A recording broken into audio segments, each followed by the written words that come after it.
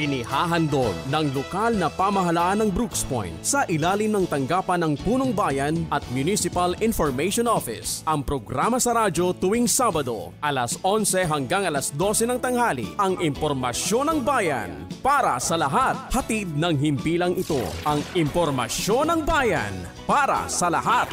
Impormasyon ng bayan para sa lahat. Isang mapagpalang umaga, bayan ng Brooks Point, lalawigan ng Palawan. Minsan pa, welcome po sa ating another episode ng ating programang Impormasyon ng Bayan para sa lahat.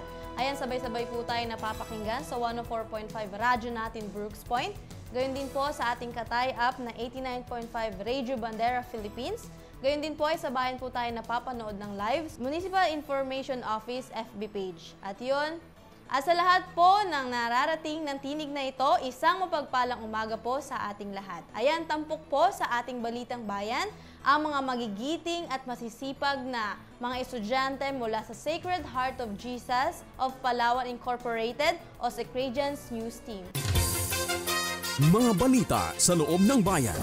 Mga balitang dapat mong malaman. Balitang makatotohanan. Balita na ang direksyon ay pagunlad ng bayan. Balitang Bayan. Magandang araw ng Sabado. Ngayon po ay ika-21 araw ng Disyembre, taong 2024. Ako po si Rica Mariel P. Baldemar. At ako naman po si Craig Paral Malitaw mula sa Sacred Heart of Jesus High School of Palawan Incorporated. At kami po ang maghahatid ng makabuluhang balitang bayan na aming nakalap sa bayan ng Brooks Point ngayong linggo. Mga balita sa loob ng bayan. Mga balitang dapat mong malaman. Balitang makatotohanan. Balita na ang direksyon ay pagunlad ng bayan. Balitang Bayan. Narito ang ulo ng mga balita na ihahayag sa atin ng Secredian News Team. Region 4B Palawan Irrigation Management Office, matagumpay na inilunsad ang kadiwa ng Pangulo sa bayan ng Brooks Point. Mayor Benedito, pinasalamatan ng bagong bayaning magsasakaray. Malawakang Jetmatic hand water pump distribution ng pamahalaang lokal ng Brooks Point. Nagpapatuloy, Barangay Maasin at Pangubilyan, kabilang nasa mga nabahagian ng proyekto. Mayor Benedito at IPMR Pacaldo, pinangunahan ng oath-taking ng mga bagong halal na opisyal ng Lugta Indigenous People Organization. Brooks Point MDRRMO, binigyan diin ang mga accomplishments sa mga nakaraang buwan ngayong taon. Mga awiting pamasko, mas pinasigla sa produksyon ng X Factor Singing Contest. Mayor Benedito, masayang dumalo sa Paskong Handog ng Sangguniang Kabataan Federation sa BJMP ng bayan ng Brooks Point. Mga barangay tanod ng bayan ng Brooks Point, pinalakas sa Barangay 2-Day Peacekeeping Action Team Training Seminar. Paunang pagpupulong ng Brooks Point to the Federation, pinangunahan ni Mayor Benedito. Mga obligasyon ng quarry operators, binigyang diin sa pulong sa tanggapan ni Mayor Benedito. Solid Waste Management Board, muling nagpulong para sa mga accomplishments ng 2024. Exit Conference para sa mga social work interns ng WPU Puerto Princesa Campus, pinangunahan ni Mayor Benedito. At Arcus Fratrem, humida sa makulay na kasayahan sa bayan ng Brooks Point. Magbabalik ang Secredian News Team para sa mga detalye ng Balitang Bayan. Mga balita sa loob ng bayan. Mga balitang dapat mong malaman. Balitang makatotohanan. Balita na ang direksyon ay pagunlad ng bayan. Balitang Bayan. At nagbabalik ang ating Balitang Bayan. Tayo po'y manatiling nakatutok sa programang ito. Para sa ating unang balita, Region 4B Palawan Irrigation Management Office, matagumpay na inulunsad ang kadiwa ng Pangulo sa bayan ng Brooks Point. Mayor Benedito, pinasalamatan ng bagong bayaning magsasaka-rice. Para sa detalye, narito si Secredian News Reporter Gia Angela de la Cruz. Balitang Bayan. Matagumpay na naisagawa ng Region 4B Palawan Irrigation Management Office o IMO ang launching ng kadiwa ng Pangulo sa National Irrigation Administration o NIA. Bagong bayaning magsasaka rice, BBMR, sa bayan ng Brooks Point, araw ng Martes, ika-10 ng Disyembre 2024 sa Barangay Poblasyon, District 1, Brooks Point, Palawan. pinangunahan ng National Irrigation Administration o NIA, IA, MLGU at BLGU ang nasabing kaganapan, kasama sina Division Manager A, Engineer Armando L. Flores at Cluster 7 President Mr. Joel D. Luania. Dumalo rin dito si Mayor Cesario R. Benedito Jr., dating Executive Secretary Stalwart Joseph Benedito, mga opisyalis ng Barangay, Poblasyon, District 1 at ilang mamamayan ng Brooks Point na lubos na ikinatuwa ang paglunsad ng nasabing programa. Pinamahagi ng kadiwa ng Pangulo sa NIA ang 2,500 sako ng bagong bayaning magsasaka rice sa presyong 29 pesos bawat kilo, na nagbigay ng malaking tulong sa mga lokal na residente at sumuporta sa mga lokal na magsasaka. Ito ay alinsunod sa hangarin ni Pangulong Ferdinand R. Marcos Jr. na mabigyan ng mga Pilipino ng abot-kaya ngunit di kalidad na bigas. Masaya ang pinasalamatan ni Mayor Benedito ang kadiwa sa paglulunsad ng ganitong programa sa bayan ng Brooks Point. Aniya, malaking tulong ang BBM Rice dahil ito ay isang daan upang palawakin ang accessibility sa pagkain at suportahan ang pamayanan. Dagdag pa niya, hindi lamang mabigyan ng abot-kayang pagkain ang mga Pilipino, kundi pati na rin ang pagpapalakas ng sektor ng agrikultura sa pamamagitan ng pagtutok sa irigasyon, produksyon at pagpapabuti ng kabuhayan ng mga magsasaka. Dahil ito ay isang hakbang tungo sa mas maunlad at matatag na bansa. Gia Angela de la Cruz, Sacred Heart of Jesus High School of Palawan Incorporated, nag-uulat para sa Balitang Bayan. Maraming salamat sa iyo, Gia. Susunod, malawakang Jetmatic hand water pump distribution ng pamahalaang lokal ng Brooks Point nagpapatuloy. Barangay Maasin at Pangubilian, kabilang na sa mga kabahaginan ng proyekto. Tunghayan natin ang buong detalye sa ulat ni Securian News Reporter Dominic Celis D. Balitang Bayan! Masayang tinanggap ng 14 na benepisyaryo mula sa Barangay Maasin ang Jetmatic hand water pump at mga tubo mula sa pamahalaang lokal ng Brooks Point sa pamumuno ni Mayor Cesario R. Benedito Jr. at Vice Mayor Attorney Mary Jean D. Feliciano. Ang pamamahagi ay ginanap noong Huwebes, November 21, 2024 sa Municipal Sports Complex. Pinangunahan ng Municipal General Services Office o MGSO sa pamumuno ni Rebecca Gadayan na kinatawan ni Romeo Aspiras ang matagumpay na distribusyon ng mga kagamitan. Ang mga water pump at tubo ay ibinigay upang maisiguro ang mas maayos na supply ng tubig para sa mga benepisyaryo sa barangay. Samantala, 14 na pamilya mula sa Barangay Pangubilian ang nakatanggap din ng Jetmatic hand water pump at mga tubo noong ika-29 ng Nobyembre taong kasalukuyan. Ang distribution ay ginanap sa sports complex ng Barangay Pangubilian, Brooks Point, Palawan. Ang aktibidad ay bahagi ng patuloy na pagsusumikap ng pamahalaang lokal upang matugunan ang pangangailangan sa malinis at madaling ma-access na tubig. Sa parehong mga aktibidad, ipinaabot ni Executive Secretary Roden Paz bilang kinatawan ni Mayor Cesario R. Benedito Jr. ang kanyang pagbati at paalala sa mga benepisyaryo na pangalagaan ng mga kagamitang ipinagkaloob. Aniya, ang wastong paggamit at pag-aalaga sa mga hand water pump at tubo ay magtitiyak ng mas matagal na pakinabang ng mga ito para sa kanilang mga pamilya. Ang tuloy-tuloy na programang ito ng pamahalaang lokal ng Brooks Point ay naglalayong tugunan ang pangangailangan ng mga mamamayan, lalo na ang mga pamilyang nangangailangan ng maayos at abot-kayang supply ng tubig. Sa pamamagitan ng inisyatibong ito, binibigyang halaga ng lokal na pamahalaan ang kalusugan at kaginawahan ng bawat pamilya at komunidad sa bayan ng Brooks Point. Dominic Therese D., Sacred Heart of Jesus High School of Palawan Incorporated, nag-uulat para sa Balitang Bayan. Salamat sa iyo, Dominic. Mayor Benedito at IPMR Pacaldo, pinangunahan ang oath-taking ng mga bagong halal na opisyal ng Lugta Indigenous People Organization. Sa ulat ng Securian News Reporter Giancarlo T. Florentino. Balitang Bayan! Araw ng Lunes, ika-9 ng Desyembre, taong kasalukuyan sa New Municipal Hall Lobby, Barangay Tubtob, Brooks Point, Palawan. Pinangunahan ni Mayor Cesario R. Benedito Jr.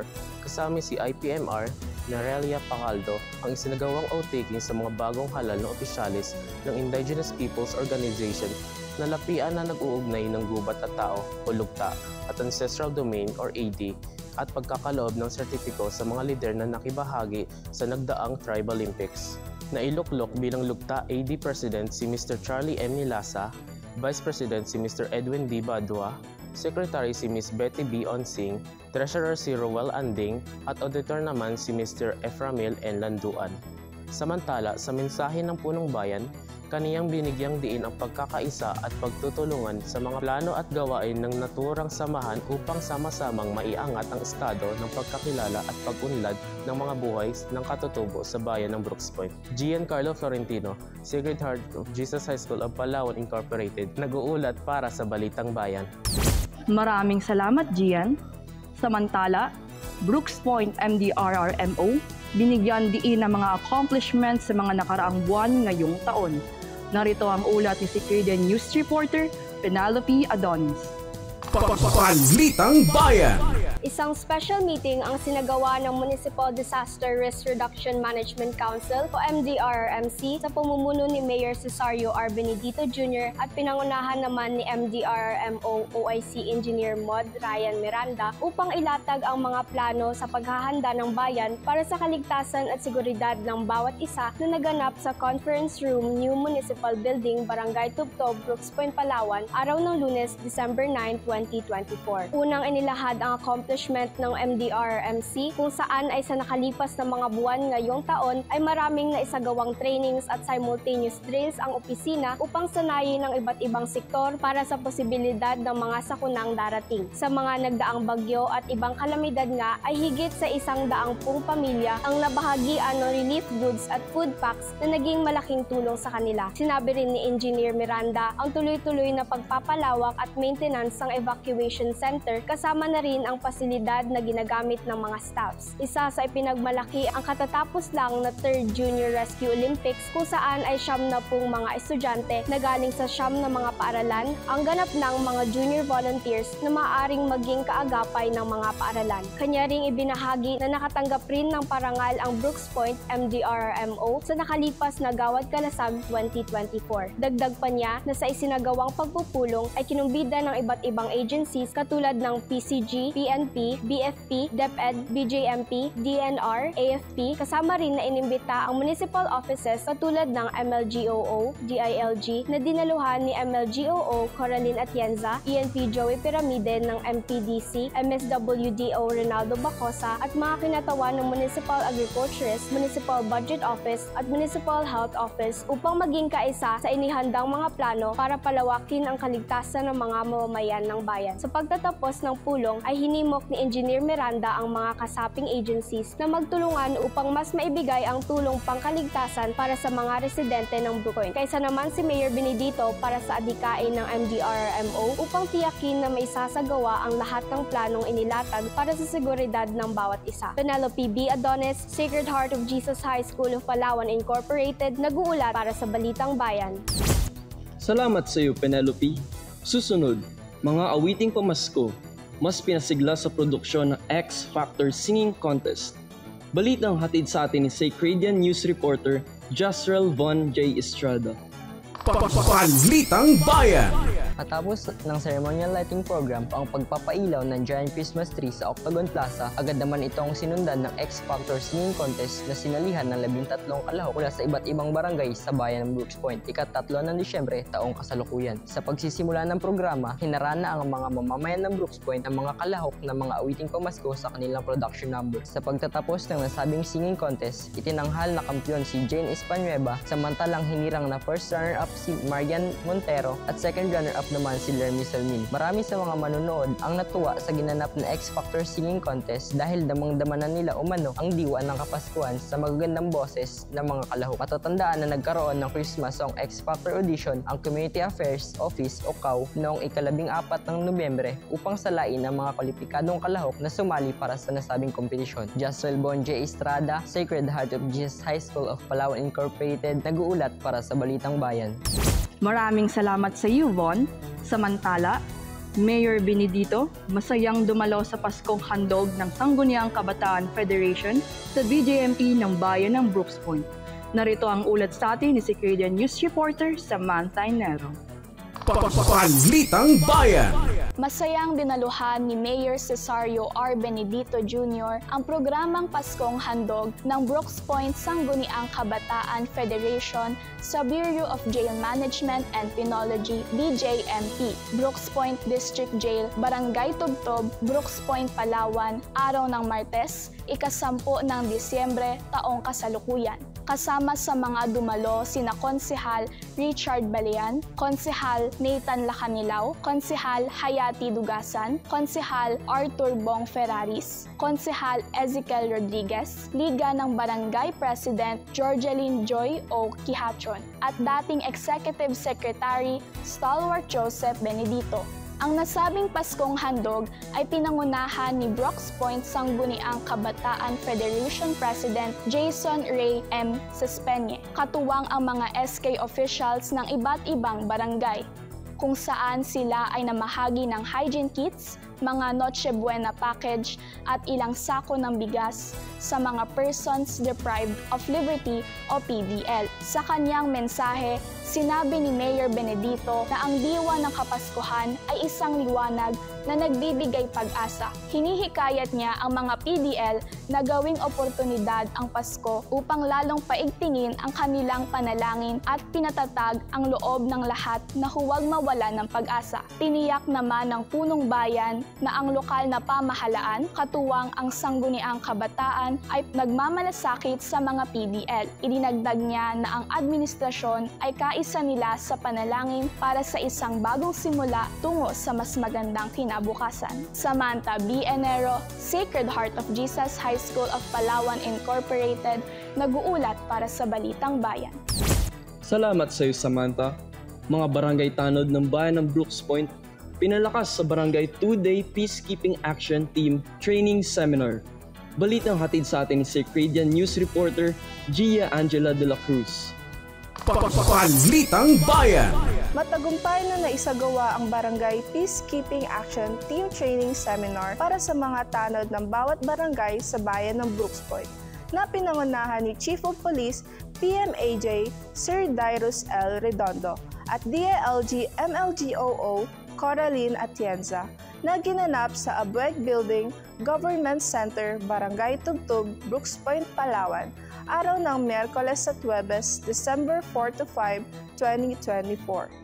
Magkaagapay ang mga men and women in uniform ng Brooks Point Municipal Police Station at mga kawani ng MLGOO sa pagsasagawa ng training seminar na naglalayong pagtibayin at palakasin ang hukbo ng mga tanod sa bawat barangay upang maging mas epektibo sa pagpapalaganap ng kapayapaan at kaayusan ng komunidad sa pamamagitan ng pag-aaral sa iba't ibang strategiya, panahon ng kaguluhan at mga hindi inaasahang pangyayari sa mga lugar na nasasakupan.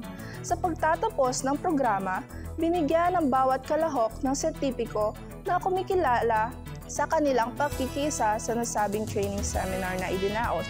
Kagalakan naman ang nadama ni Mayor Cesario R. Benedito Jr. sa pagkakataong magkaroon ng training seminar ang mga tanod, kung saan ay sinabi niya na ang pagkakaisa ang daan sa kapayapaan at kaayusan na siya magiging resulta sa tagumpay. Hinikayat ni Mayor Benedito na mas pagbutihin pa ang pagbabantay upang matiyak ang seguridad ng bawat pamilya at kapayapaan ng bayan. Gia Angela de la Cruz, Sacred Heart of Jesus High School of Palawan Incorporated, nag-uulat para sa Balitang Bayan. Maraming salamat, Gia. Susunod, paunang pagpupulong ng Brooks Point Toda Federation, pinangunahan ni Mayor Benedito. Ulat hatid ni Secretary News Reporter Dominic Cerisdi para sa detalye. Balitang Bayan! Pinangunahan ni Mayor Cesario R. Benedito Jr. ang paunang pagpupulong ng Tricycle Operators and Drivers Association o TODA Federation na ginanap sa New Municipal Building, Barangay Tubtub, Brooks Point, Palawan, araw ng Martes, December 3, 2024. Sa nalalapit na pagbubukas ng Grand Terminal ay hinihiling ng TODA Federation na magkaroon sila ng espasyo sa lugar kung saan may sasaayos ang pila ng mga tricycle at ang loading at unloading ng mga pasahero na magiging daan sa maayos na trapiko. Bilang tugon, hinikayat ni Mayor Benedito na gumawa at magpadala ng sulat ang TODA Federation upang formal na talakayin ang kahilingan kasama ang mga miyembro ng Sangguniang Bayan. Pinag-usapan rin ang pagkakaroon ng basketball friendship game sa pagitan ng lokal na pamahalaan at TODA Federation na gaganapin sa December 14, 2024. Dominic Therese D., Sacred Heart of Jesus High School of Palawan Incorporated, nag-uulat para sa Balitang Bayan. Maraming salamat sa iyo, Dominic. Samantala, mga obligasyon ng quarry operators binigyang diin sa pulong sa tanggapan ni Mayor Benedito. Ito ay balitang hatid sa atin ni Sacredian News Reporter Giancarlo T. Florentino. Balitang Bayan! Pinangunahan ni Mayor Cesario R. Benedito Jr. ang Quarry Operators Regular Meeting noong ika-3 Disyembre taong kasalukuyan sa kaniyang tanggapan sa bagong gusali ng pamahalaang lokal ng Brooks Point, Palawan.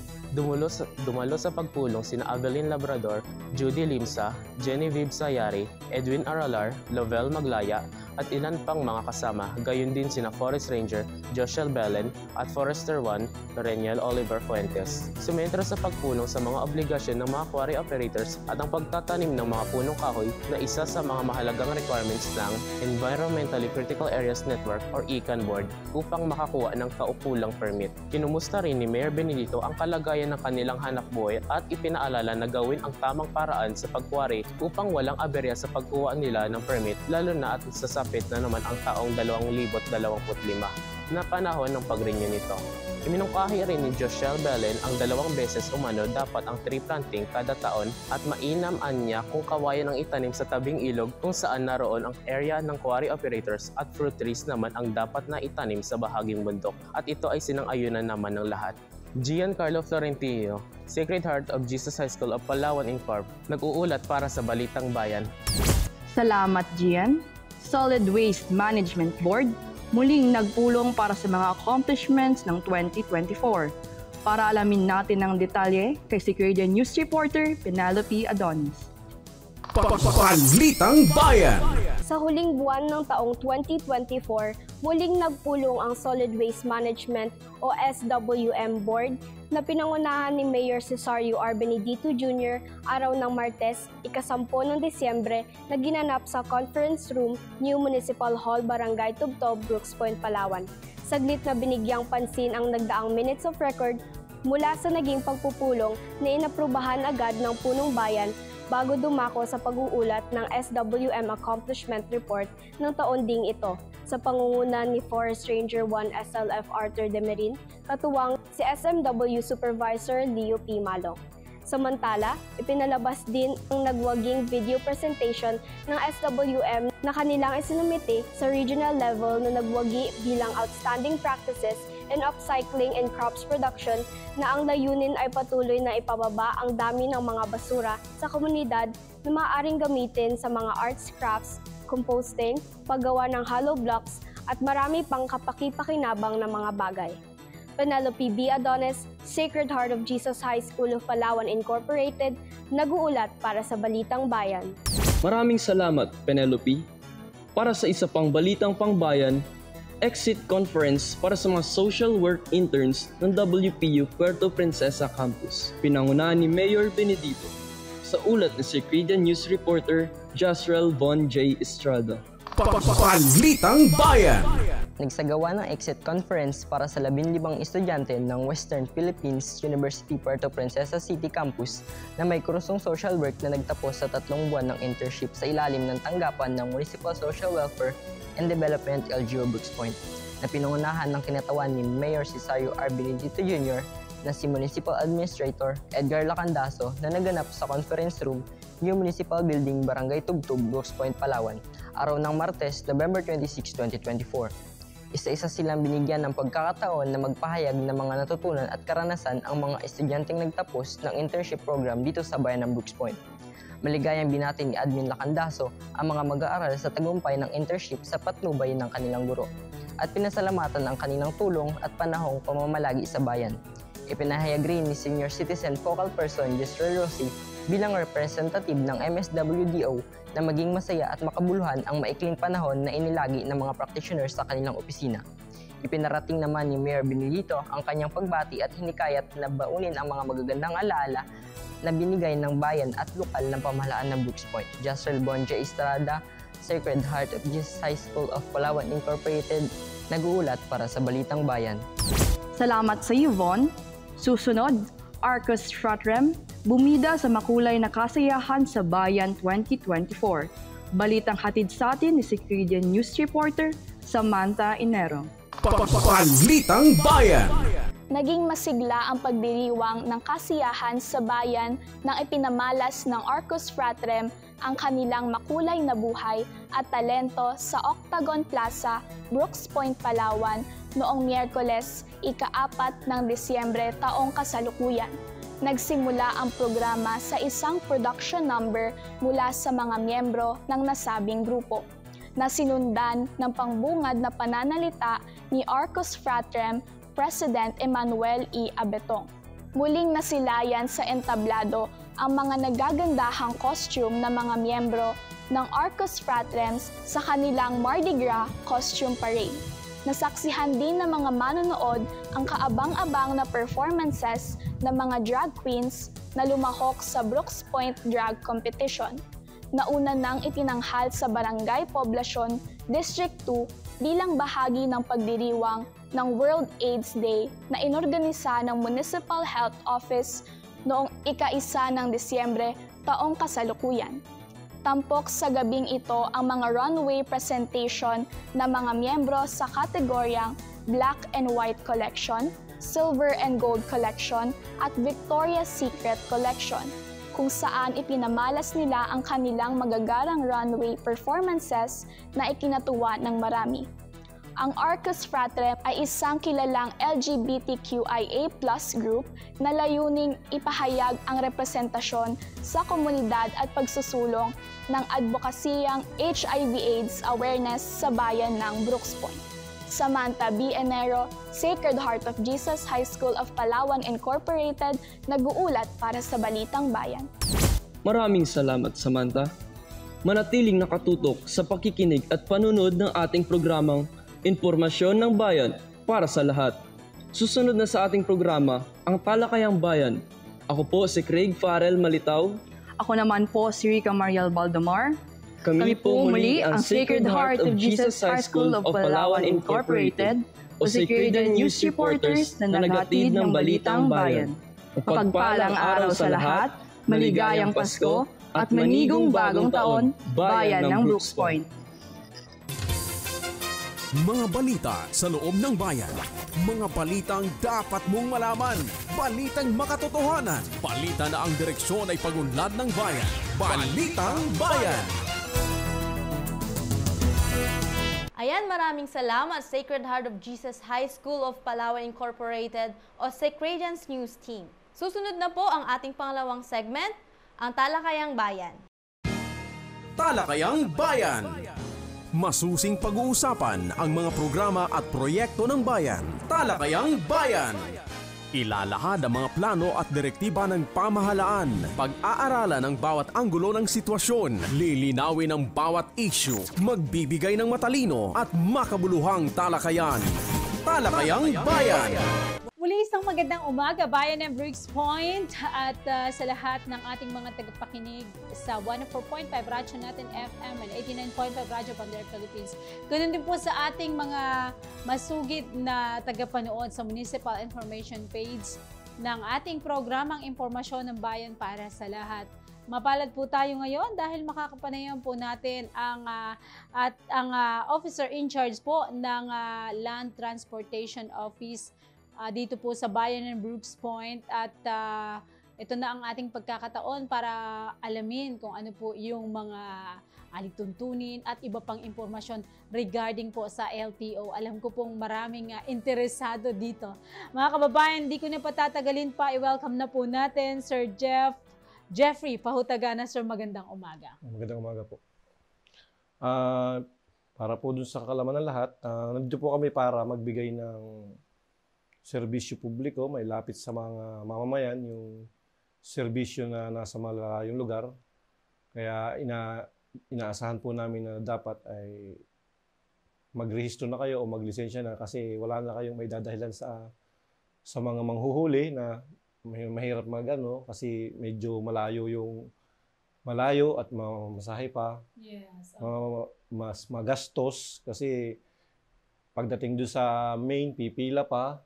So, ilang araw pa o baka abutin pa ng cut-off. So, dito na po, pumunta na sa Brooks Point kasi halos lahat na rin po ng serbisyo ng LTO sa main office is pwede nila rin pong binibigyan na rin po ng Brooks Point Extension Office. Yan. Dahil po, ang pamahalaan lokal ng bayan ng Brooks Point, sa pamumuno po ng ating mahal na Mayor, Mayor Cesar Benedito Jr. and of course, Atty. Major de Los Angeles Feliciano, ay nais po na ilapit po ang serbisyo ng gobyerno sa ating mga mamamayan at sa administrasyon po ng ating dating Mayor Mergen de Los Angeles Feliciano, nagsimula po ng magkaroon po ng operasyon po ang LTO dito sa ating bayan at syempre po ang pamahalaang lokal ng ating mahal na bayan ng Brooks Point, Mayor Cesar Benedito Jr. ay nagpapasalamat sa patuloy na serbisyo na ipinagkaloob po ng LTO dito sa ating bayan. Sir, para po sa kaalaman ng ating mga tagapakinig, ano po ang pinakamandato at main function po ng Land Transportation Office? Una po ay yung mabigyan ng lisensya ang mga kwalipikadong driver. Pangalawa ay ma-rehistro yung mga roadworthy na sasakyan para maiwasan na rin yung mga aksidente o sakuna. And yung patatlo, yung implementation po ng mga basic nating batas para kung sakali saan man kayo mapunta, at least hindi na kayo mabibigla sa mga kung magkano ang babayaran sa huli kung sakali man na mapunta kayo sa ibang lugar na may LTO. Kaya po dito po sa Brooks Point, pumunta na po kayo dito, maglisensya, magrehistro at sumunod po sa mga batas na ipinapatupad ng aming ahensya. Ayan, napakapalad natin mga kababayan dahil dito mismo sa ating bayan, narito na ang serbisyo ng LTO. Hindi na tayo pupunta pa sa malayo katulad nga ng sinabi ni Sir Jeff kanina. Sir, maaari niyo po bang ilarawan sa amin ang araw-araw po na aktibidad po ng inyong opisina? Sa araw-araw naman po, gano'n lang. Tumatanggap lang din kami, papasok ng maaga, tatanggap ng mga kliyente sa iba't ibang lugar na nasasakupan dito sa South, tulad ng magagaling ng Quezon, Rizal, Batarasa or Balabac, kung saan sila, kung dito man sila naabutan ng yung mga dayo dito sa mga mining, dito sila naabutan ng expiration ng kanilang mga lisensya, yan, dito, pwede na po nang i-renewin. Ayun. Pwede pala yun, sir. Kahit na halimbawa, let's say sabihin natin taga-norte, tapos nandito sila sa Brooks Point, maaabutan na sila ng expiration nung kanilang lisensya. Pwede po? Pwede po. Kasi yung record naman ng mga lisensya is centralized naman po yan eh. So, dito lang yun nga lang, ang magiging problema lang, yung kapag hindi po na-issuehan ng card agad at may yung mga babalik problema, sila sa lugar nila. Mga problema po kasi ay walang kuryente, mahinang signal, ganyan. So, kailangan kung saan po kayo nag-transact, doon kayo makakuha ng plastic card. Yun po ang lalo na yung mga taga-ibang lugar, halimbawa yung galing Surigao, madami po dito, Surigao, Cebu, na may nag-renew, na naabutan nung problema namin sa card, sa issuance ng card. So, binibigyan nila, nag-chat na lang sila para kung pwede daw paraan. May binibigyan naman kami mga instances na pwede naman dun sa kanila, lugar nila, gagawan lang po nilang affidavit of loss, i-declare nila na wala. Tapos, magduduplicate. Yun nga lang po, may karagdagang bayad. Opo. Pero dun sa mga hindi talaga ayaw gumastos, ay di pinipilit po namin na pumunta dito sa aming tanggapan para maprintan namin ng card. Yes, sir, hindi pwedeng kunin. Halimbawa ako, nagpaayos ako ng card ko sa inyo, ng lisensya ko. Tapos umalis ako. Hindi ba pwedeng kunin nung nanay ko o nung ate ko? Pwede naman po. Basta lang po may may bibigay na authorization letter yung may-ari ng card and then valid ID nung kukuha. Okay. Tapos ipapadala. Ipapadala na po through LBC or ano. Ayun. Sir, ano po yung ating goal this 2024 bago po matapos itong taon? At sa tingin nyo po, saan na po tayo sa goal natin na ito? Ang goal ko lang as lalo na ngayon na mag-exit ako, gusto ko lang ay mabigyan ng lisensya yung mga kwalipikadong driver at saka maipatupad yung mga basic na batas na sa ngayon parang kahit 3 taon na kami, madami pa rin po yung talagang nagpasaway sa kalsada. Una na po doon yung pagsusuot ng helmet. At yan po yung basic kaya tayo napapara kasi nga nakikita agad tayo ng violation. Unang-una pa lang violation. So pag nakitaan ka, saka pag tinanong, walang lisensya, walang registro, kaya malaki po yung binabayaran nila sa... Minsan nagagalit pa. Nagagalit pa na, ay pwede naman ito dati, ganyan. Kasi nga, meron pong local ordinance na pwedeng wag magsuot ng helmet dahil doon sa nangyaring shooting incident dito, riding tandem. Pero hindi naman po pwedeng ganun kasi ang nagpapatupad po ay, ang nag-implement ay national. So hindi po pwedeng saklawan ng municipal ordinance yung national law natin. So nagagalit sila kasi nga yun na yung nakasanayan nila at tumatak sa kanilang isip dahil nga nung wala pang LTO, malayo. So ngayong meron na, so sana naman po ay sundin na natin yung batas na pinapatupad ng aming ahensya para iwas po sa iwas sa gulo or sa aksidente. Lalo na yung aksidente. Yan po ang binigay sa akin na order na ipatupad ko daw yung mga batas namin. So, kaso nga lang, nahihirapan pa rin. Yung iba naman tumutupad na, kumpleto na, may mga license na, may mga helmet na. Yung mga ibang batas na parang basic, sa tingin ko basic lang ay yun na lang ibibigyan namin ng parang pangil para to sundin nila. Katulad na lang yung sa pagsasakay ng mga anak, which is bawal talaga.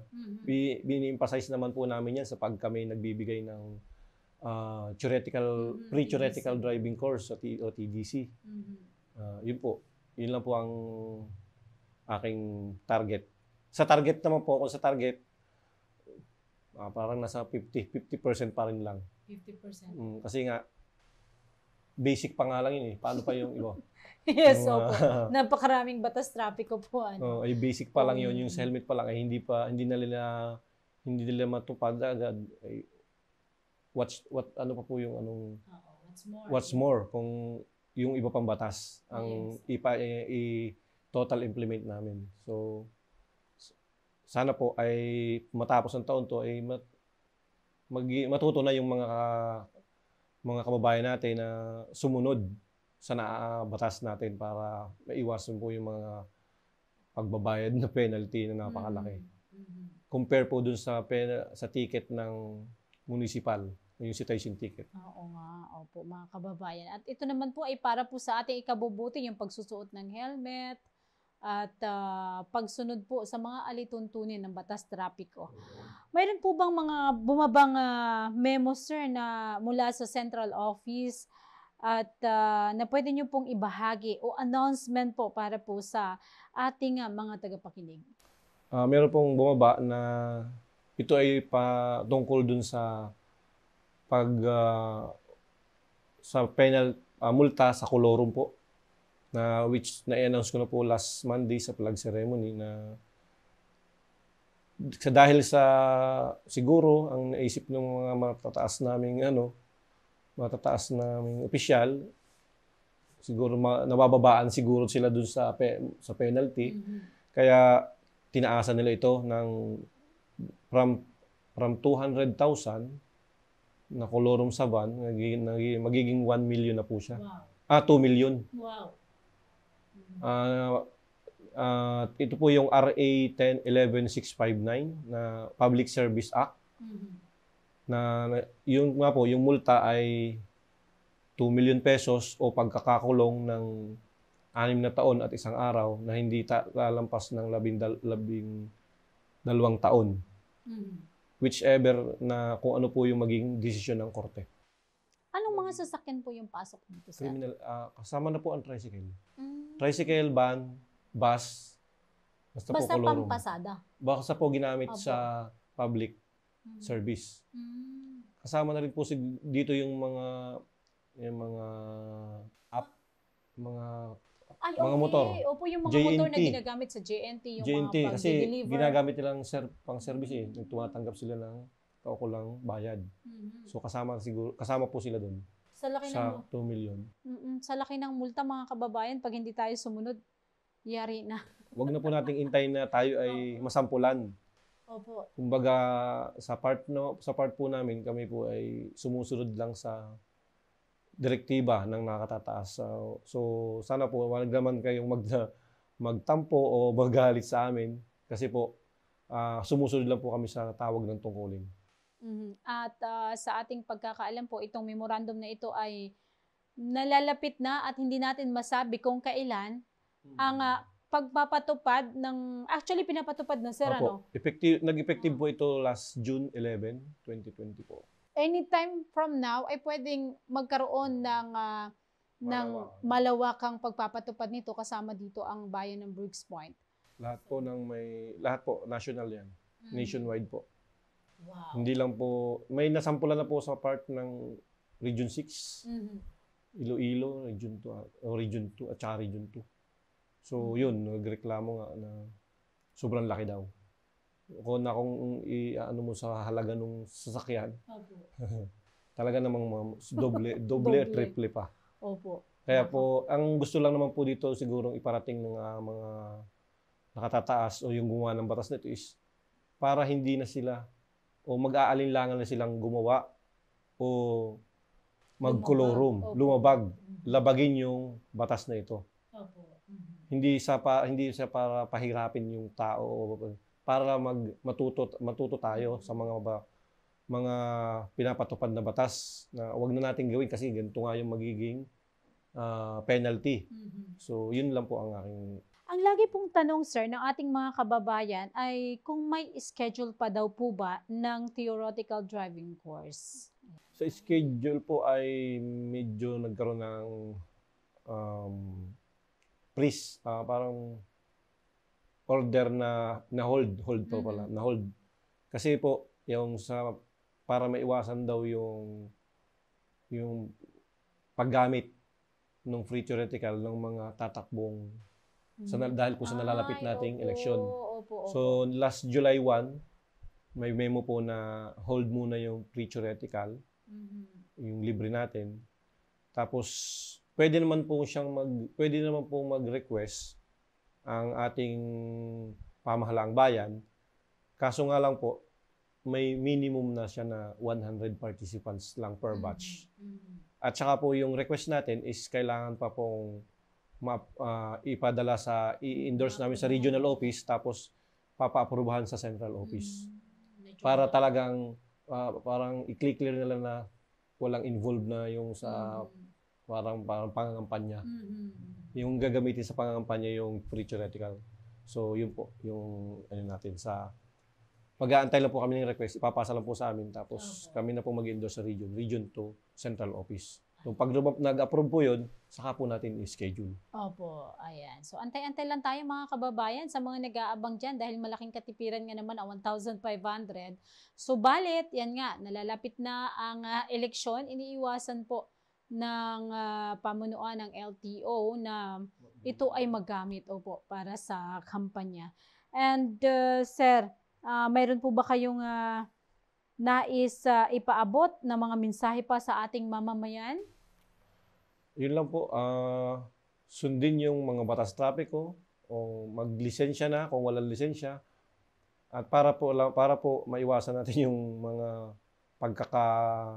pagkakaaway-away o pagtatanim ng galit sa mga nagpapatupad nito kasi po unang-una sumusunod lang din po kami sa inuutos sa amin. So, compliance lang po yung aming ginagawa. Hindi po namin ito ginagawa para kami ay katakutan o kilalanin. Kumbaga, para sundin nyo rin at para maiwasan nyo rin yung mga binabayaran o multa na nakapaloob sa batas na ito. Okay. Yun lang po at marami. Ayan. Para sa mabilis na impormasyon, sir, ano-ano po ang mga requirements sa pagkuha ng driver's license at pagpaparenew po ng rehistro ng sasakyan? Baka pwede nyo i-share sa atin. Sa pagkuha po ng driver's license, kung kayo ay may student permit na, pupunta lang po kayo sa driving school para po kumuha ng practical driving course o certificate na kung ano yung gusto nung i-drive. Tapos, yun, magpapamedical lang po kayo. Medical ulit. Tapos, pupunta po sa tanggapan namin. I-schedule kayo ng exam. Pag nakapasa po kayo, kailangan po, doon sa kukunin yung code sa pagdadrive ay may ma-present kayo na sasakyan para ma-practical driving po. Tapos, pag sa rehistro naman po, kailangan lang po yung sasakyan dalhin sa emission center, then kunan nyo ng insurance at dalhin po sa aming tanggapan yung sasakyan para ma-inspect po, para po yun ay masabi namin kung ano yung mga bawal at hindi bawal sa sasakyan. Kasi meron dito yung iba mga ilaw, yung mga ma-check po namin yung mga bawal at hindi para maiwasan nyo rin sa darating na hulihan. Ang nangyayari po kasi, ang binabalik sa amin ng mga nahuhuli namin is, bakit na inirehistro yan dito sa, ito ay parang kung dinala naman nila yung sasakyan, ay, yun nga po, yung sa appearance. So, pag nahuli, ba't nirehistro niya yan? Ganun, yung inaano nila. Pero, ay hindi nyo dinala sa opisina yung ganyan. Kaya, para medyo kasi malaki po yung multa ng mga ganun, yung mga ilaw na iba, 5,000 po kasi yun. So, para ma-inform sila na bawal yun. Kung sakaling mahuli man sila, at least, hindi kami nagkulang na sinabihan sila. Na may kaukulang multa yung mga ganong accessories sa sasakyan. Yun lang po. Ayan, thank you so much, sir. Nako, napakabilis po ng oras at baka, sir, meron pa kayong nais pang sabihin na sa inyo po ang pagkakataon bago po tayo magtapos. Wala na po masyado siguro at yun lang po, ang gusto ko lang sabihin na sumunod lang tayo sa batas, tapos mag-comply na lang po tayo sa mga hinihingi ng ahensya para maging hindi po tayo kabahan kapag tayo nagbiyahe. Dapat kumpleto lagi yung ating mga lisensya at saka rehistro ng sasakyan pag tayo bumibiyahe para po iwas abala. Yun lang po at marami pong salamat.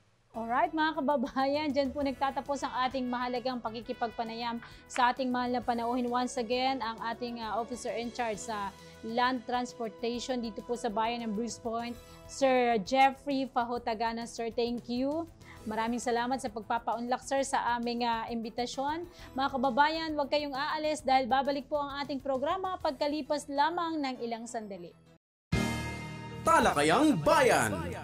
Masusing pag-uusapan ang mga programa at proyekto ng bayan. Talakayang Bayan. Ilalahad ang mga plano at direktiba ng pamahalaan. Pag-aaralan ang bawat anggulo ng sitwasyon. Lilinawin ang bawat issue. Magbibigay ng matalino at makabuluhang talakayan. Talakayang Bayan. Serbisyong Bayan. Mga serbisyo, programa at proyektong bayan na dapat mong malaman at mapakinabangan. Serbisyong Bayan. Mga tulong ng pamahalaan, diretso sa mga mamamayan. Hatid ng pamahalaang lokal ng Brooks Point. Serbisyong Bayan. Malinis, mabilis at makadiyos na paglilingkod. Serbisyong Bayan. Ayan po, minsan pa, sa lahat po ng mga hindi pa nakakapag-register sa sa National ID. Ayan po, patuloy po tayong hinihikayat ng Municipal Civil Register Office ng LGU Brooks Point na tayo po ay magpa-register na. Ayan, ito po ay libre, nagsimula sa 5 years old hanggang sa 8 gulang. Ayan. Pero po, pinapaalala rin mula sa PSA Mimarupa that the Philippine Statistics Authority or PSA ay nagpapaalala po na ang double registration ng National ID ay ito po ay pinagbabawal. So, isa-isa lang po ang ating pagre-register. At kung alam mo po na ikaw ay nakaregister na noon, ay dapat po isang beses lang po tayo magpa-register. Ayan po, sa lahat po ng mga kababayan natin na nais makompleto ang simbang gabi, ayan, naglabas na po ang St. Joseph the Husband of Mary Parish ng kanilang schedule, ng kanilang misa. So, nagsimula na po ito noong December 15 ng 7:30 p.m. at magpapatuloy po ito hanggang New Year's Day, January 1, 2025. Ito naman po ay sa umaga, 8 a.m. po. Ayan. Ayan, tuloy-tuloy pa rin po ang mga programa at events po natin sa Kasiyahan ng Bayan. So, sa 23 po, Lunes, December 23, Lunes, ay magpapatuloy po ang ating mga activities. So, sa 23 po is meron po tayong gaganaping AM Healing Hugs and Men in Uniform Night. Magpapatuloy pa rin po ang ating kasayahan sa 26. Yan, 4-H Club Federation and Rural Base Organization Night naman po. Sa 27, Women's Association and Brooks Point OFW Night. Sa 28 naman po is Congressman Jose Chavez Alvarez Night. 29 naman po, patuloy pa rin ang ating mga film showing or movie night. Sa 30 po is United Christian Ministerial Night. At sa 31 po ay sama-sama po nating tunghayan ang pagsalubong ng 2025 dito pa rin po sa ating Octagon Plaza. Serbisyong Bayan. Mga serbisyo, programa at proyektong bayan na dapat mong malaman at mapakinabangan. Serbisyong Bayan, mga tulong ng pamahalaan, diretso sa mga mamamayan, hatid ng pamahalaang lokal ng Brooks Point. Serbisyong Bayan, malinis, mabilis at makadiyos na paglilingkod. Serbisyong Bayan.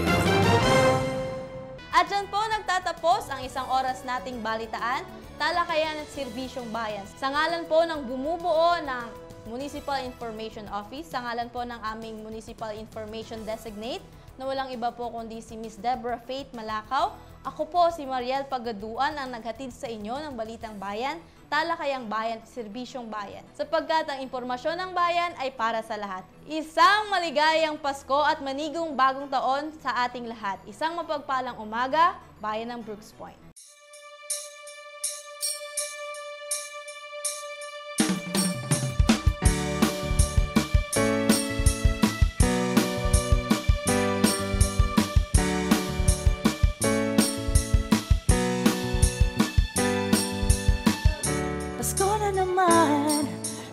Ikaw ang saya sa puso ko.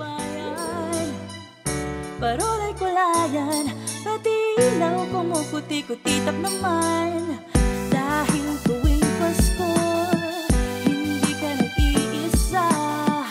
Tuloy-tuloy ang saya, tayo'y magkakasama.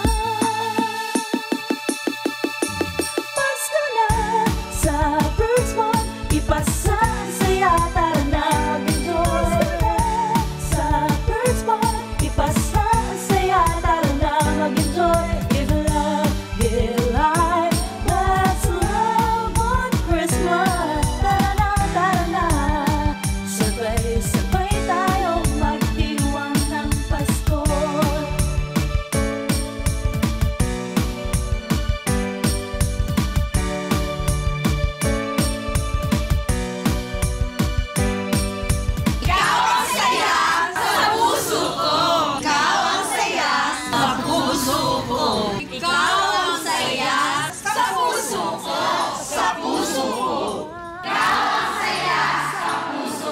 Ikaw ang saya sa puso ko.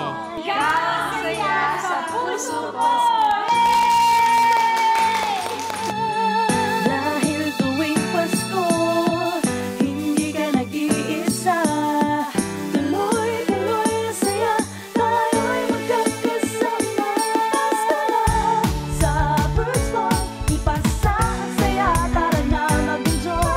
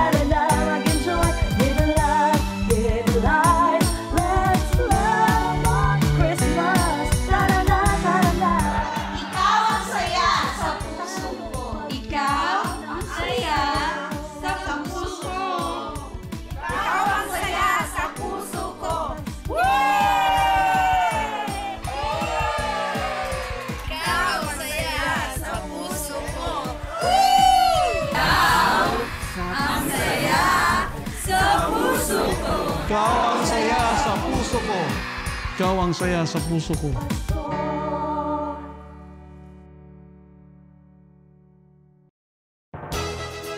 Inihahandog ng lokal na pamahalaan ng Brooks Point sa ilalim ng tanggapan ng Punong Bayan at Municipal Information Office ang programa sa radyo tuwing Sabado, alas 11 hanggang alas 12 ng tanghali, ang impormasyon ng bayan para sa lahat. Hatid ng himpilang ito, ang impormasyon ng bayan para sa lahat. Impormasyon ng bayan para sa lahat.